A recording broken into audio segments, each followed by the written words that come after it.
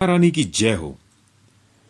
दादी, पिछली बार आपने कहा था कि भारत का राष्ट्रगान हमारा ही गुणगान है, पर कैसे? बेटा, सन 1911 से पहले भारत में कलकत्ता हमारी राजधानी हुआ करती थी। 1905 में भारत को हिंदू मुसलमान के नाम पर तोड़ने के इरादे से हमने बंगाल को दो भागों में बांट दिया था, जिसके विरोध में बंग भंग आंदोलन की शुरुआत हुई।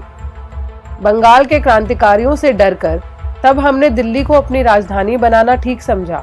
दिल्ली में जिस जगह आज कोरोनेशन पार्क बना हुआ है, उसी जगह 12 दिसंबर 1911 को मेरे दादा जॉर्ज पंचम का राजतिलक हुआ था।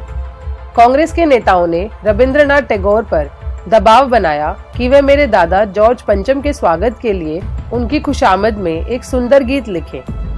टैगोर ने बांग्ला भाषा में जन गण मन के रूप में एक स्वागत गीत लिखा, जिसका बाद में हिंदी अनुवाद किया गया। इस गीत से खुश होकर महाराज ने टैगोर को उनके काव्य गीतांजलि के लिए नोबेल पुरस्कार दिलवाया। दादी, इस गाने का पूरा मतलब क्या है? बेटा, इस गान का अर्थ कुछ इस तरह से है। जन गण मन अधिनायक जय हे, भारत भाग्य विधाता। मतलब कि हे महान जॉर्ज पंचम, आप लोगों के उनके मन के अधिनायक अर्थात शासक हो, आपकी जय हो। आप ही भारत के भाग्य विधाता हो। पंजाब सिंध गुजरात मराठा, द्राविड़ उत्कल बंग, विंध्य हिमाचल यमुना गंगा, उच्चल जलधि तरंग। तब शुभ नामे जागे, तब शुभ आशीष मागे, गाये तब जय गाथा। मतलब पंजाब, सिंध, गुजरात, महाराष्ट्र, दक्षिण भारत, उड़ीसा और बंगाल, विंध्याचल और हिमाचल पर्वत, यमुना और गंगा की स्वच्छ जलधारा, ये सब आपके शुभ नाम से ही जागते हैं और आपसे ही शुभ आशीर्वाद मांगते हैं। फिर ये सब आपकी ही जय गाथा गाते हैं। जनगण मंगलदायक जय हे, भारत भाग्य विधाता। जय हे, जय हे, जय हे, जय जय जय जय हे। मतलब कि आप ही लोगों का कल्याण करने वाले हो, आप ही भारत के भाग्य विधाता हो, आपकी सदा जय हो, जय हो, जय हो। तो दादी, पहली बार ये गाना कब गाया गया था? बेटा, राजतिलक के बाद तुम्हारे दादा महान सम्राट जॉर्ज पंचम को 30 दिसंबर को कलकत्ता पहुंचना था और उसी समय 26, 27, 28 दिसंबर को कलकत्ता में कांग्रेस का राष्ट्रीय अधिवेशन रखा गया, जिसमें कांग्रेस के नेताओं ने राजा के प्रति अपनी वफादारी साबित करने के लिए एक प्रस्ताव पारित करने का निर्णय लिया।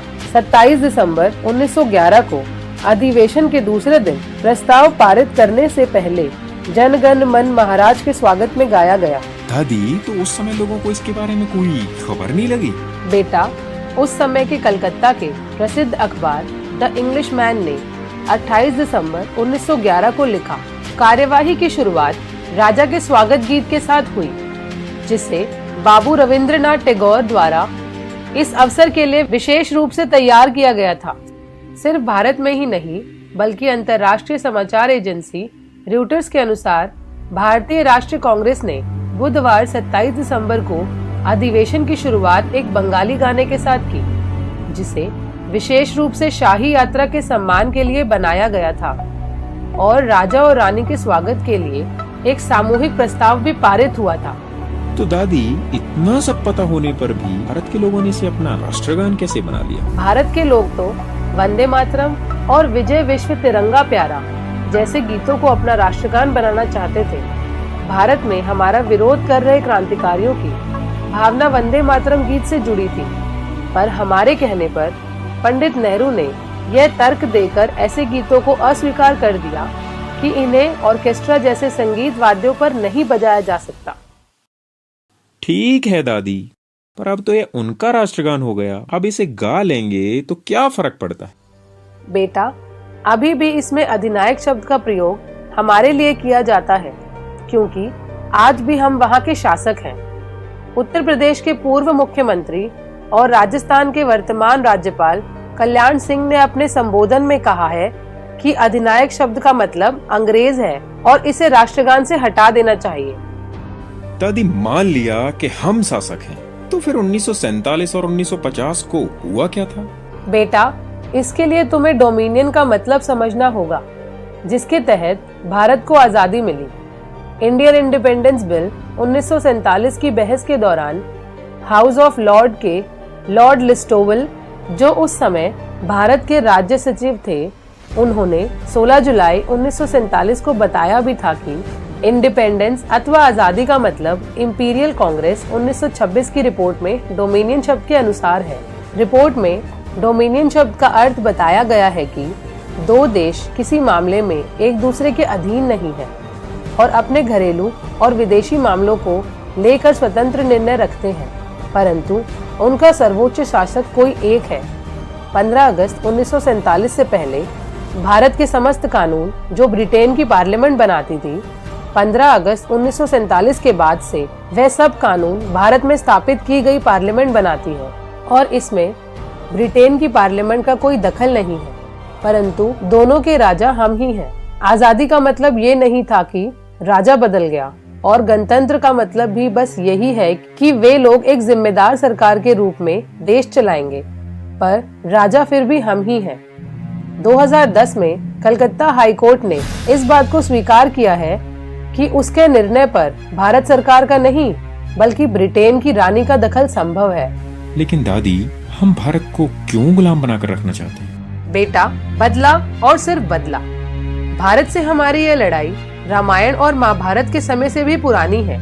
इसे मैं तुम्हें बाद में बताऊंगी। ठीक है दादी। जन गण मन अधिनायक जय हो। महान सम्राट जॉर्ज पंचम की जय हो, जय हो, जय हो।